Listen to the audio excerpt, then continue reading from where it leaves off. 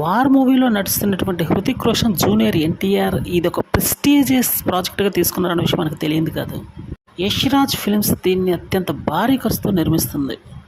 ఈ మూవీకి ఉన్నటువంటి ఒక ప్రత్యేకమైన స్ట్రాటజీ ఏంటంటే, ఒక సరికొత్త టెక్నాలజీ అయితే ఈ మూవీ కోసం వాడబోతున్నట్టు తెలుస్తుంది.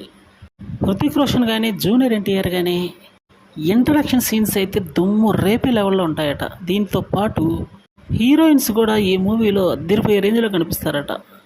మూవీ భారీ బడ్జెట్ మూవీ అయినప్పటికీ మూవీలో కొత్తదనం కోసం సరికొత్త టెక్నాలజీ వాడబోతున్నట్టు తెలుస్తుంది. ఇది ఇండియాలో ఇదే ఫస్ట్ టైం అట. అంటే విదేశాల్లో వాడారో లేదో, హాలీవుడ్ మూవీస్లో వాడారో లేదో తెలియదు, కానీ ఇండియాలో మాత్రం ఇది ఫస్ట్ టైం అని చెప్తున్నారు. టెక్నికల్గా ఇది ఒక హై ఎండ్ మూవీ అని కూడా చెప్పడం జరిగింది. అంటే ఇంతకుముందు బాలీవుడ్ సినిమాల్లో చూడనటువంటి ఫైట్స్ని అయితే ఈ మూవీ కోసం ప్రత్యేకంగా రూపొందిస్తున్నారట కొంతమంది హాలీవుడ్ స్టంట్ మాస్టర్స్.